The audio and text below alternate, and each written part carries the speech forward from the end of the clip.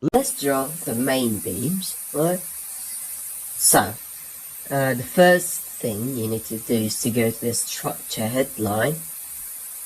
Here you can select beam. Now, one question, right? What's the first level we need to enter and draw the beams? Well, obviously we need to enter TOB levels, right? Top of beam. And just like I said, in the lowest level, we don't have TOB. So the first level is TOB level 2. We enter TOB level 2. Then I'll select beam. Just like columns, right? There is a metal loaded, so that we can, and actually we can fix it just like we talked. So I click on preview. You can also see it in this 3D, right? But I said if there is a suitable view here, for example, left, it would be better, right? Duplicate. For example, a beam with the size of 20 and 30, right? So let me enter them. Well, now here a new beam is added.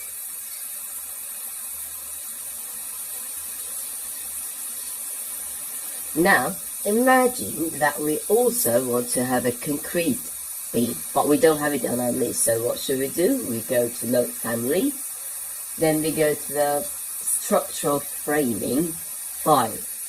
Don't look for structural beams, right? The beams create a frame together, right? So the collection of the beams are called frame.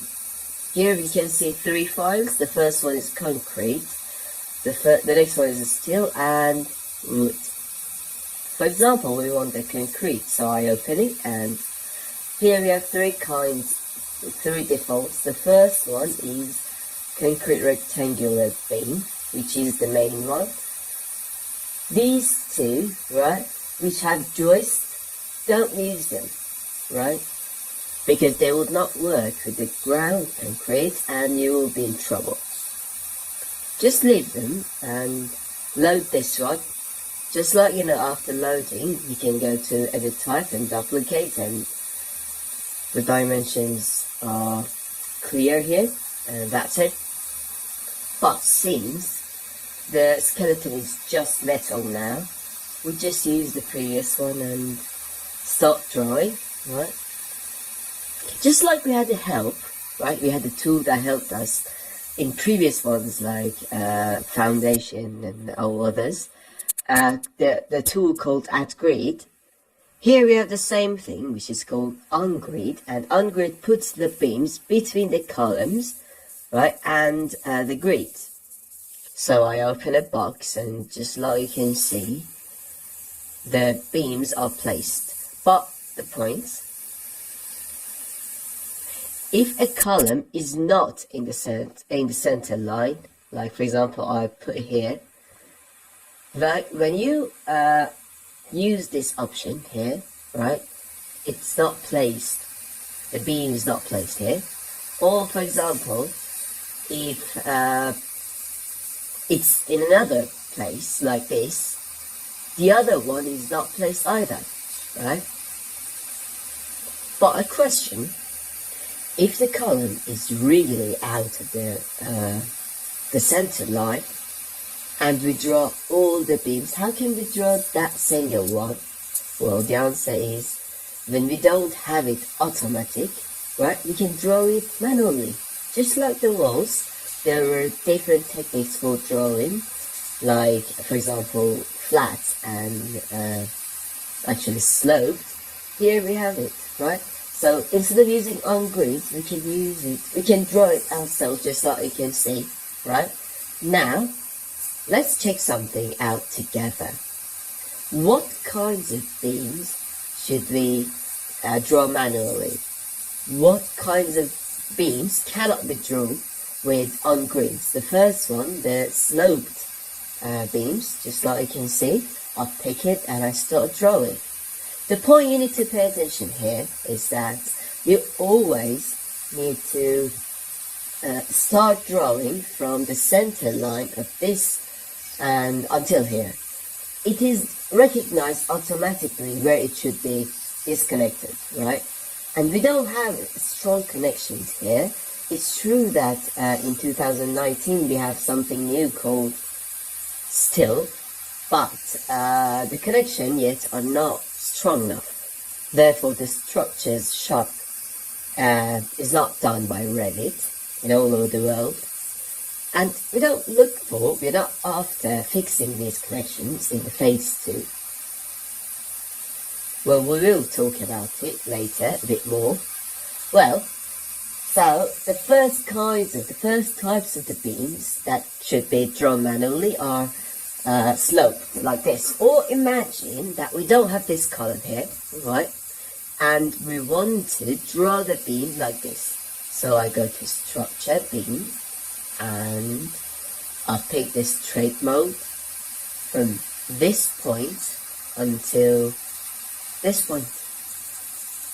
I said it before that if you don't get that snap we want, tap. If you tap, it jumps on the snap we want. Click, and it disconnects from the right place automatically. It's not very good connection, but it's okay. Yeah. Now, the next type, we're going to use the arcs instead of the straight lines. So, I go to beam, and this time I'll pick arc from this point until the end point, tap, and just like that, I can draw it. This is the second type, and the third type is the consoles, the void and the dots. So let's draw a console together, right? I'll pick beam here.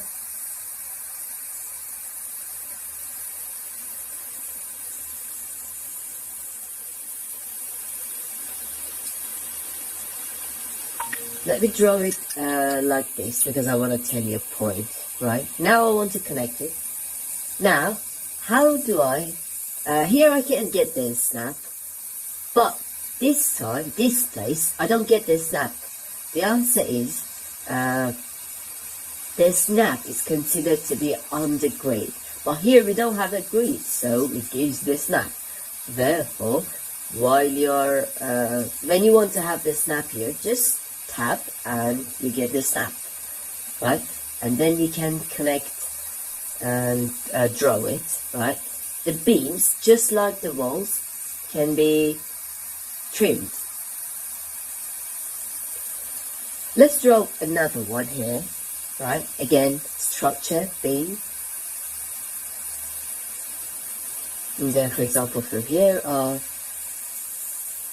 draw it like this. Now I have two consoles here too. The beam around the void and the dots we will work on later. Sometimes you see when you have a console as the, for example, balcony, it's a bit lower than your level. Now let's see how we're gonna do that. I go to the 3D, now it's the same level as our level. We want it to be a bit lower, for example 50 centimeters. Let me teach you the technique. The beams, while they're selected, right, for example this one, they have an offset. It's called start level offset, like here, it's here, in constraint, start level offset, and end level offset. Two snaps, right?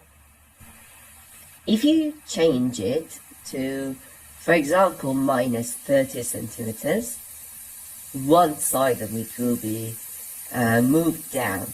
If you change the other side will be moved down too, right? Let me undo.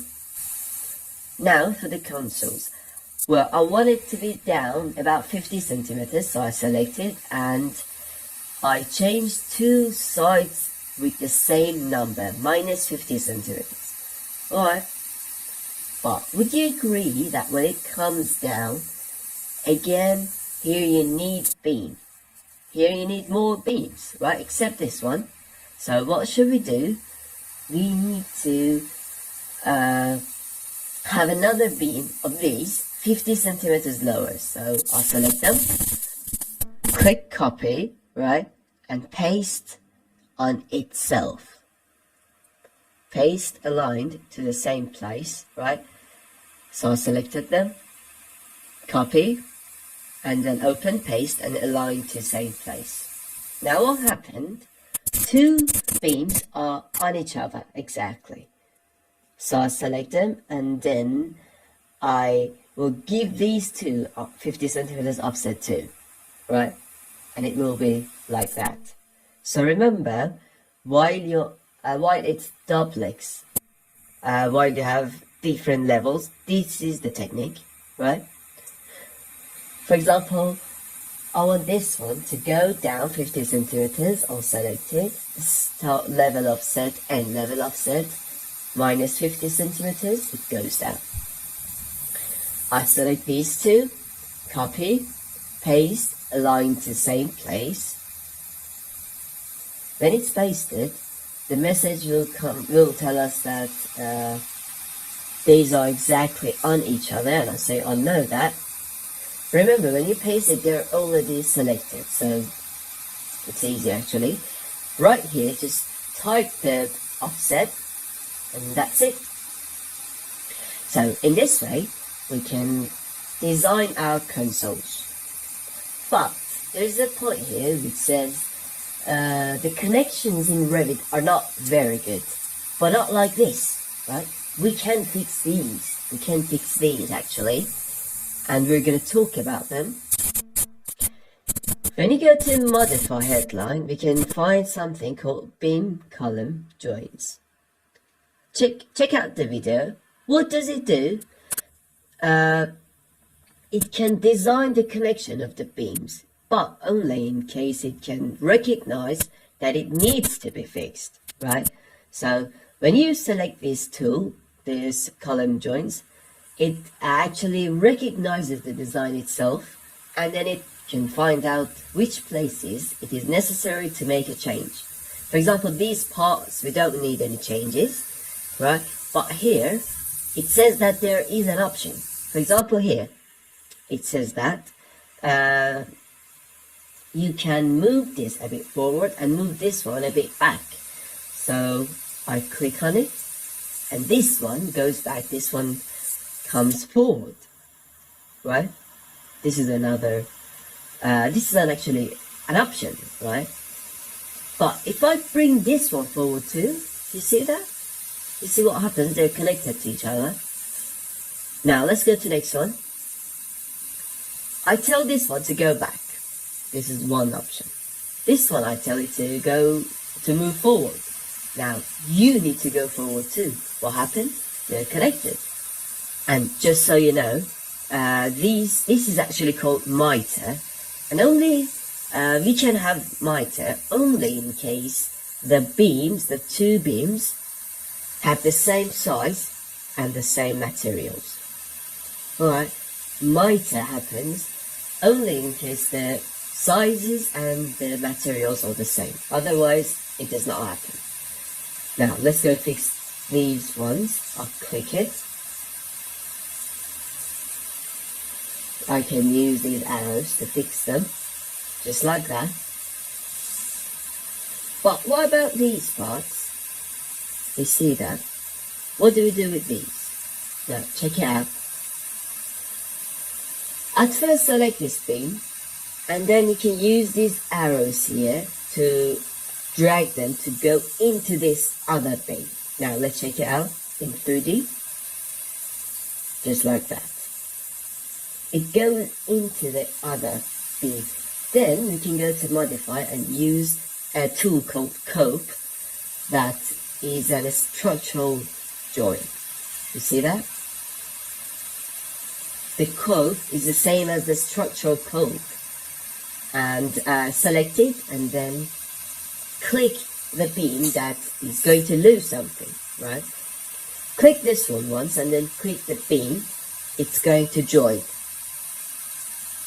You see that? Let's go and review. So at first select it, then move it by using these arrows into the other bin. Here we do the same thing, move it into the other bin. Now you don't need to go to 3D, just click cope, this and this. Why isn't it done? Because the bin we are clicking here is the upper bin. You see that? When you were in plan, this one was actually, these two are not connected. So this one we have to use 3D. So click here and then click here, click here and click here. In this way, we can fix the connections between the beams. Now, I want to paste the beams in here, in this level, in higher level too. So I select it in Plan or 3D, then Filter, Structural Framing, or I can go to 3D and open a box like this. Now I don't want these two, so, you know, what? Now, in what level are these beams? TOB level 2. Well, in which level should they be pasted? TOB level 3. Now, imagine that I copied them by mistake, and then I paste them in TOS level 3 by mistake. And then, when will I find out? In like 2 or 3 days. For example, I see that why the beam is lower, or in different reasons. I'll select one of the beams and I see, oh my god, it's TOS, and then I want to change it, but I see it's not possible, it's inactivated. So now we want to talk about a very important point, which is called how to change the level of the beams. How can we change them, right? So it's apparently it seems that it cannot be changed here. The point is, at first you need to select them, right, and then click Edit Work Plane here. When you click it, a palette will open. Here the level is written. It says, for example, it's they're in TOS level 3. You can just open them and click any level you want. For example, TOB level 3, and then click OK. In this way, you can change the level of the beams. So it cannot be changed through properties. Now, let's go for the tie beams in foundations. Now, let's go to TOF, and now I want to draw the tie beams. Now, obviously they're concrete, so you can use beam. You go to Structure, Beam. Here I've already loaded a concrete beam. I just want to edit it, duplicate, right? For example, 50-50. Or for example, 40. It would be a bit big.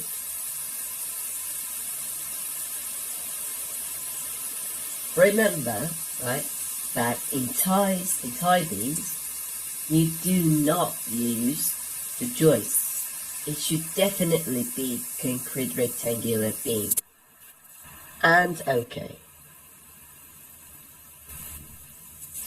So I use ungrid, open a box and finish. If I see that something is extra somewhere, or something is necessary, is needed, I can add. For example, this is not correct, I'll delete these.